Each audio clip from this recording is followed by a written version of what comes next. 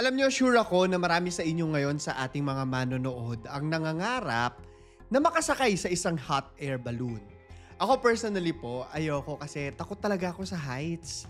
Pero, alam niyo, pag tinitingnan ko yung mga videos, mga larawan, parang ang laya-laya tignan. Naiintindihan niyo ba ako? One could even say na para kang umaakit sa ulap o sa kalangitan, and for a brief moment in your life, nai-imagine ko na para ka na rin nasa langit.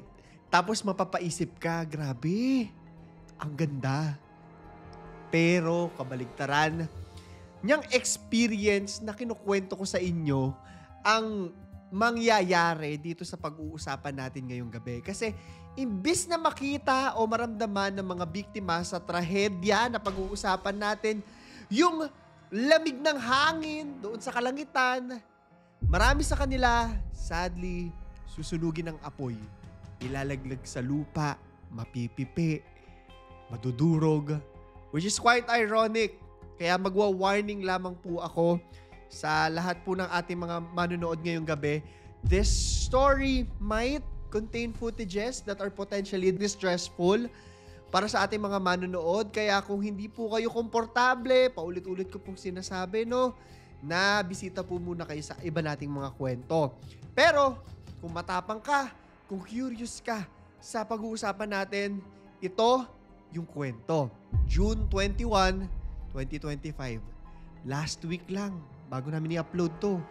Isang hot air balloon ang nasunog sa ere Sa ere! Sabado ng umaga sa Praia Grande. Isang munisipalidad sa southern state ng Brazil, sa Santa Catarina. Yun yung lugar na pag-uusapan natin. Diyan tayo ikot.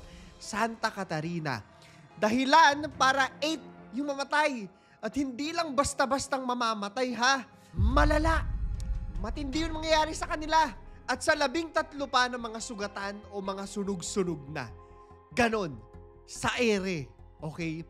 Kakalat ang napakaraming mga footages ng trahedya sa social media. Maraming maiiyak. Maririnig niyo yung mga sigawan, takot. Sa buong mundo to, pag-uusapan ang pangyayari. And just to give you a glimpse kung gaano siya katindi, sinasabi nila na ito raw ang isa sa mga deadliest ballooning incident sa buong mundo. And since 2016, just for context po, nung 2016, 16 yung namatay dahil sa collision. Nagkabungguan po ang isang hot air balloon at yung linya ng kuryente, power lines, malapit sa Lockhart, Texas sa United States. Just imagine, diba? Na kuryente itong mga to. Ngayon kung ganyan katindi yan, mas matindi kaya yung physical na sakit na mararamdaman ng mga biktima sa kwento natin ngayong gabi? Or mas matindi kaya yung magiging paghihirap nila? Ihanda ang sarili para sa isang kakaibang ride. Ang kwento natin ay ang 2025 Santa Catarina Hot Air Balloon Disaster.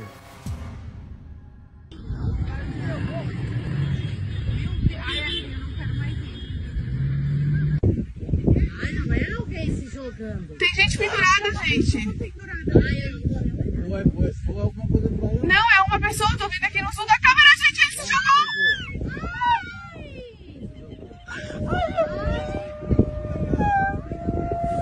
Jogou porque tá pegando fogo. Ai, Evelyn! Tem mais um.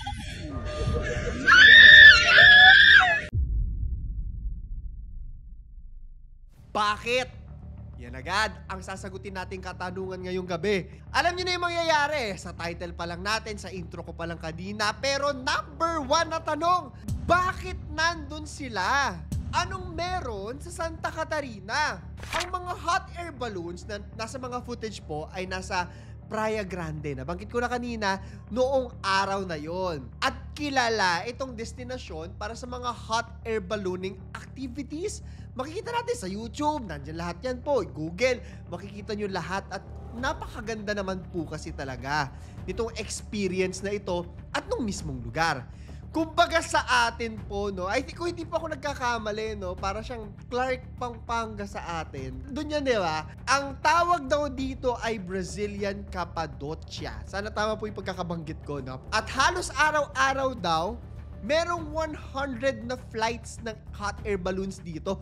Ganun siya ka-jam-packed or ka-blockbuster. Yan yung ginagamit nating salita, di ba? Pag pinipilahan, ayan, blockbuster po ang tawag doon. Ngayon, sabi po sa mga reports na kapag June daw, sikat na sikat itong mga ballooning activities, lalong-lalo na sa mga magkasintahan. Kalahati po sa bilang ng mga mamamatay sa kwento natin, magkasintahan po.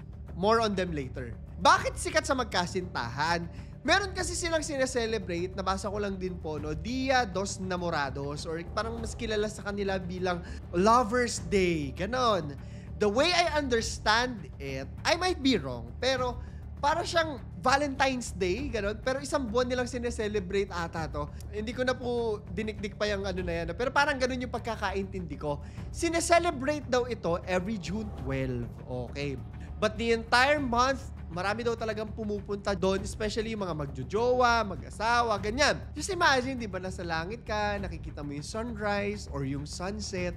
Ang ganda, di ba? Fantasy talaga siya. So, kung dadalhin mo dyan ng isang babae or jowa mo, di ba? Tapos doon mo yayayain magpakasal, romantic po talaga. So, basically, yan yung background nitong ating trahedya. Alam nyo na kung saan siya nangyayari at anong nangyayari doon.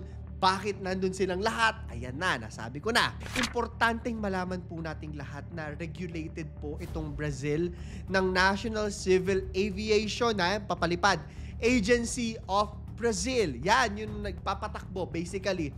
And for a destination as popular as this, nagre-require po talaga sila ng mga specific qualifications para sa mga piloto. Kahit saan naman, di ba, hindi pwedeng kung sino-sino lang yung nakakatakot, di ba, pag nasa langit ka, tapos hindi lisensyado. X po talaga yon. So, may qualifications sila dyan, especially din sa mga nagme-maintain ng mga equipments, kailangan alam yung ginagawa nila. However, may mga nagsasabi na hindi raw regulated itong mga tourist flights. Okay. So, nandun na lahat. Imagine natin yung araw na yun, nakabook na sila ng mga flights nila, siguro nakapila na sila, siguro meron na rin sila nung ini-inform sila ganun kung ano yung dapat mangyari, kung ano yung dapat gawin. Tapos na, umaga daw ito, sisilipin na natin ngayon yung sasakyan nila na hot air balloon. So, bukod doon sa malaking balloon o lobo na nandun sa taas, isang importanteng parte rin dito ay yung basket na tinatawag. Usually kasi talagang parang basket siya, yung parang yung kahoy. Ganyan yung mga nasa cartoons, di ba? Yung gawa sa kahoy, na wini-weave, parang ganun yung itsura. Hindi ko lamang po alam, no, sa mga modern na mga hot air balloons, baka ganun din yung design. Hindi pa naman kasi ako nakakasakay dyan eh. Anyway, meron daw itong kapasidad na 24 na katao. At sabi nila, $102.04 per passenger ang singil. So sa atin po, no, lalabas yan na parang 5 to 6K per tao. Medyo mahal. Pag nakasakay na, usually daw, ang trip, umaabot daw ng 45 minutes. Hindi ko po alam kung umiikot sila or umaangat lang, tas bababa din. Kung saan, eto na ha, nanginginig ako no, nakita ko to. Umaabot daw ng 1,000 meters high. 1,000 metro. Ang taas. Sinerch ko po kung gano'n yan kataas, no, for comparison lang. Sa atin kaya dito sa Pilipinas, ano yung pinakamataas? Alam nyo ba, nalalaman ko, yung isa sa mga pinakamataas, I think second, the pinakamataas na building sa atin, kung di po ako nagkakamali, ito lang yung ginamit ko kasi na-content na natin ito dati, yung PBCom Tower.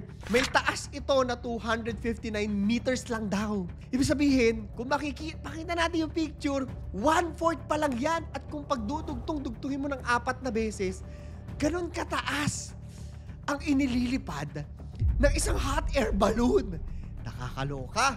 Sa totoo lang, iniisip ko pa lang, sabi ko nga kanina nanginginig na ako kasi biggest fear ko talaga ang heights. So, nakakatakot talaga. Speaking of takot, eto na tayo. Ang trahedya. Ganito ang magiging takbo ng mga pangyayari. Ayon mismo doon sa piloto noong hot air balloon. Isa siya sa mga maswerteng survivors ng trahedya, no?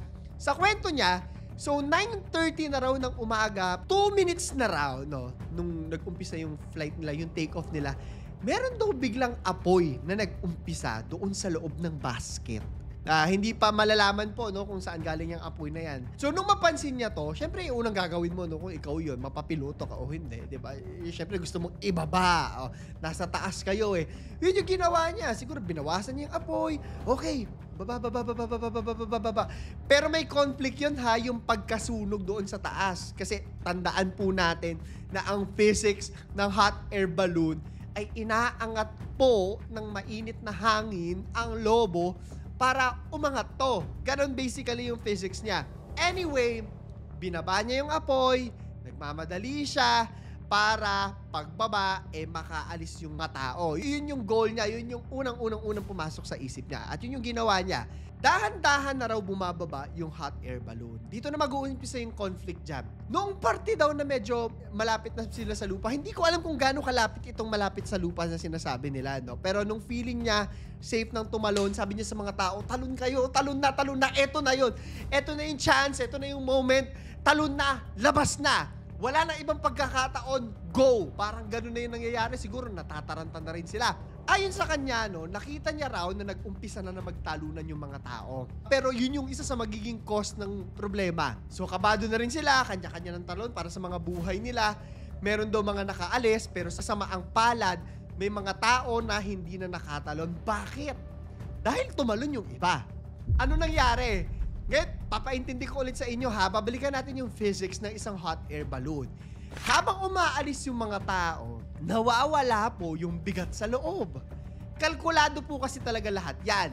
So, habang nababawasan yung bigat, lumalakas din yung apoy. Ibig sabihin, lalo na namang aakyat yung hot air balloon at ganun na nga yung nangyari. Nababawasan na yung timbang, umaangat na, at makikita to sa mga videos. Ang ending, wala nang choice yung mga natira kung hindi ma-stuck dun sa loob, and for sure, malaki yung tsansa na sa punto pong ito, mangangamatay na talaga yung mga tao dun sa loob. Nakakalungkot, at yun na nga rin mismo ang nangyari. Gusto ko po na imagine ninyo ha, maaraw tong araw na ito, obviously, at yung mga tao habang nasusunog, desperado na po na magsipagtalon. Siguro naisip na rin nila na, naku, wala tayong ibang choice kundi kailangan natin tumalon kahit medyo mataas pa. So umaangat yung lobo, and at the same time, kinakain na mismo yung hot air balloon ng apoy.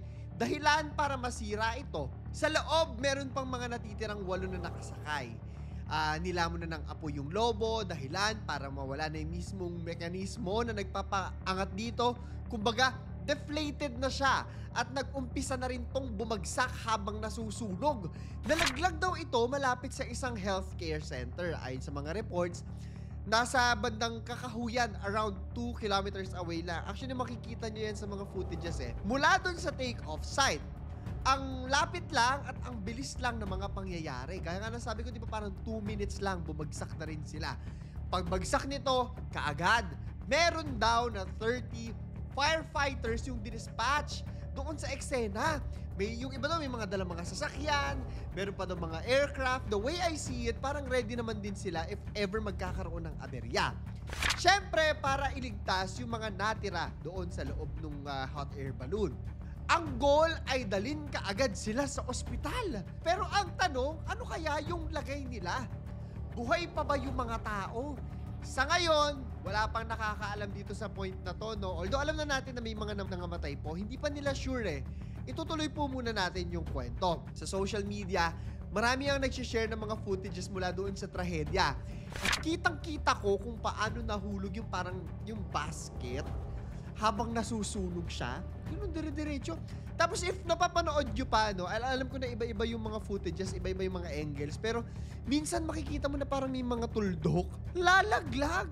Tapos tao na pala yun, tapos umiikot-ikot sila, ganon. Kinikilabutan nga ako nung nakikita ko At sa sobrang taas, alam mo na pagbagsak nito talagang wala na tong kaligtas-ligtas. Marami yung kumukuha ng footages, talagang lahat, alam mo yung nakaabang sila dun sa nangyayari. Lahat, nakaready yung paghawak sa phone. At karamihan sa mga footages na to, maririnig or makikita mo, yung shock, yung ganon, yung gasps.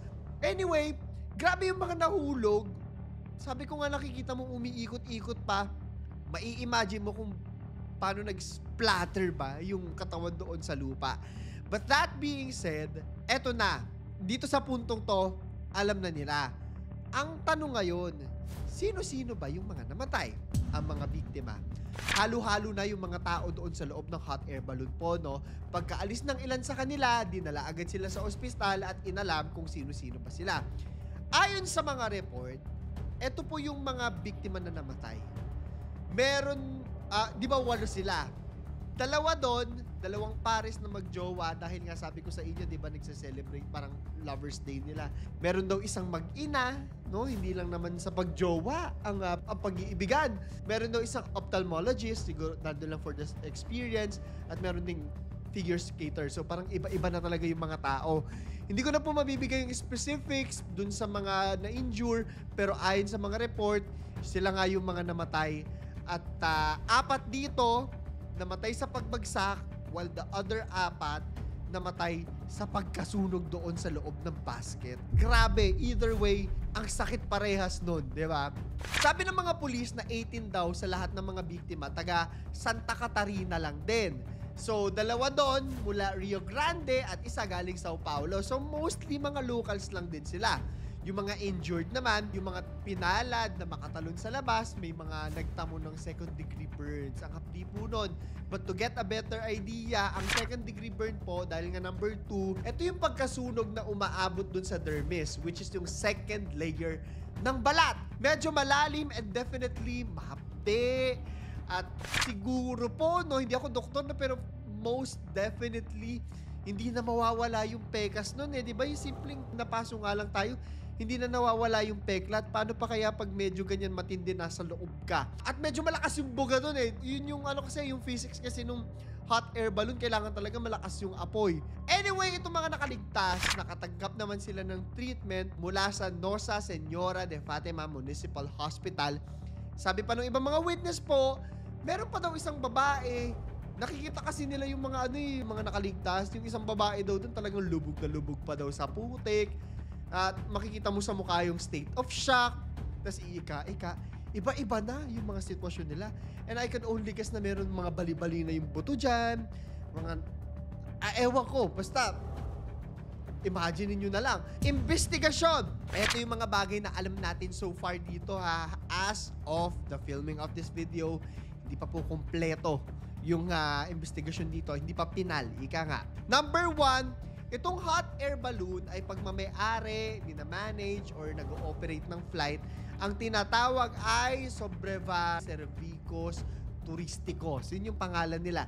Tinanong muna sila, syempre, ano po bang nangyari? At sinabi naman na nagko-comply naman daw sila sa lahat ng regulasyon na sinet. At kahit kailan daw, wala silang history ng kahit anong aksidente, at sa puntong ito po ay kasalukuyan na naka-hold ang lahat ng mga activities nila. Suspended, kumbaga, of course, just to make sure na safe para sa mga susunod. Kasi parang yun yung turismo nila dun eh. Hot air balloons talaga. Anyway, given na may kasalukuyang investigasyon nga, stop muna sila. Ayon sa statement nila, kahit ginawa raw nila yung lahat, yung mga precautions, efforts, sinubukan din daw nila maligtas lahat ng pwedeng maligtas. In-exhaust nila lahat ng options nila. Pero sa ngayon, wala silang magawa kung hindi makiramay lamang at humarap din sila doon sa pain nung trahedya. After all, I think basa ko lang po sa sitwasyon, no, wala namang may gusto, no. Kahit saan naman wala namang may gusto madisgrasya. However, if meron man silang pagkakamali, dapat silang managot. Kung may pagkukulang na mapapatunayan, dapat lang na managot. Especially, sabihin nyo na makapalamukha ako, no, pero yung pinansyal na aspeto, diba? Mawawalan ka ng magulang, mawawala yung nabubuhay sa inyo. Kawawa, may mga maiiwang bata. Importante yung financial talaga. Nagsabi naman na sila, natutulong sila sa investigation. Yung kanilang president na si Luis Inacio Lula de Silva, nag-post na ine-express daw niya yung kanyang solidarity sa pamilya ng mga biktima. Sa ngayon po disclaimer lang, ulitin ko lang, wala pang resulta yung mga investigasyon. So far, ang sabi ng Public Safety Secretary na si Santa Catarina na si Flavio Graf, na yung mga otoridad daw nag-iimbestiga at ang lahat ng malalaman nila ay maisa sa publiko lamang nila after 30 days, which means na kung ano man yan, July pa natin malalaman. Pero sumuyod po ako sa mga articles sa internet. Hindi rin ako mapakali na hindi malalaman kung ano yung dahilan diba? Na wala akong masasabi sa inyo. Nasa lengguwahe nila yung article na nabasa ko at naka-auto-translate lamang po ito. No? Pero ang sabi na sa mga preliminary investigations daw, kumbaga yung parang unang teorya nila, ganyan, yung nakikita nila, ang hinala pa lamang po, no, ay nagkaroon daw ng sunog dahil sa isang blowtorch. Hindi ko po alam kung sumabog ba yan, nagkamali po ba ng direksyon yung pag-apoy. Hindi ko po masasabi sa inyo, pero yun daw yung hinala nila na nagkaroon ng kapalpakan. Kung sa human error ba to, hindi ko pa masasabi sa inyo. I guess for now, wala na talaga tayong maibibigay pang detalye mula sa kwentong ito, pero napag-alaman ko na bago lang din ang trahedyang to, meron palang nangyaring kaparehong insidente rin dito mismo sa Brazil. Yung Sao Paulo balloon crash naman, na halos mag-iisang linggo pa lang daw, merong isang babae yung namatay sa isang balloon ride sa Capela de Alto sa Sao Paulo.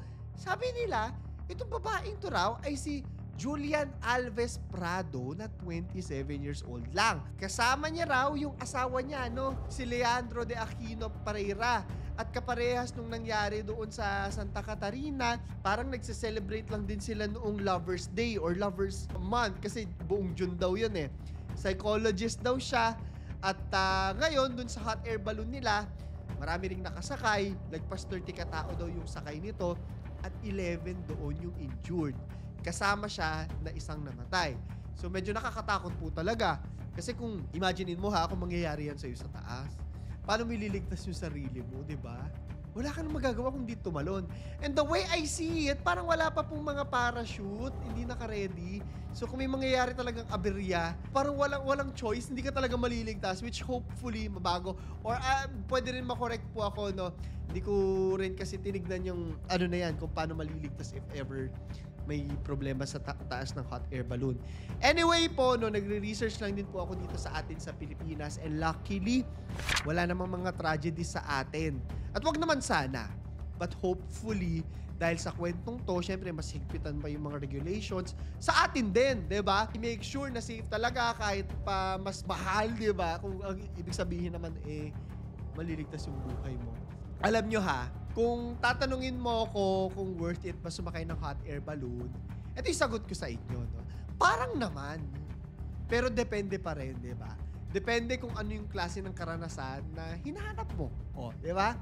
Dahil sa taas na yon, habang nakabitin ka doon sa basket, habang yung hangin mahaplo sa balat mo, and nafe-feel mo na parang, ay grabe, ang sarap sa pakiramdam. Nakikita mo yung mundo sa paraan na hindi nakikita ng ibang tao. Yung POV, naiilan lang kayo na makakakita, di ba? Grabing experience yan. Tahimik, malawak, parang panaginip, ganun. Pero kasama nung ganda, syempre kasama nung experience, lagi syempre may kapalit, di ba? May takot din, may panganib din. Yun yung realidad. At ngayong buwan ng Hunyo, patunayan natin, kahit na sobrang tamis ng adventure, sobrang exciting adventure, pwede siyang maging trahedya kung may maliit lamang na pagkukulang na sinusuri ngayon sa kwentong to. Kaya kung balak niyong sumubok, please, ito lang yung aking masasabi ha. Siguraduhin niyo syempre na maayos lahat. Regulado, may inspeksyon, kung may mga kailangang papeles, hanapin ninyo. Huwag kayong mahihiya, di ba? Yun lang. Lahat naman ng experiences, may risk.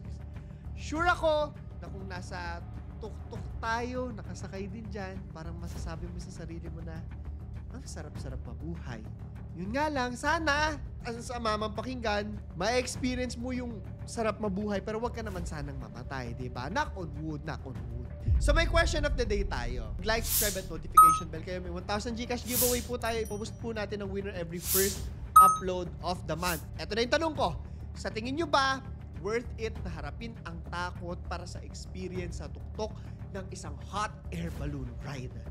Kung ikaw ang bibigyan ng pagkakataon, iti-take mo ba yung risk para sa experience na to? O natatakot ka na baka mangyari din sa'yo yung ganitong klase ng trahedya? Comment mo sa ilalim. So, yun lamang po. Ito si Clara III. kwento.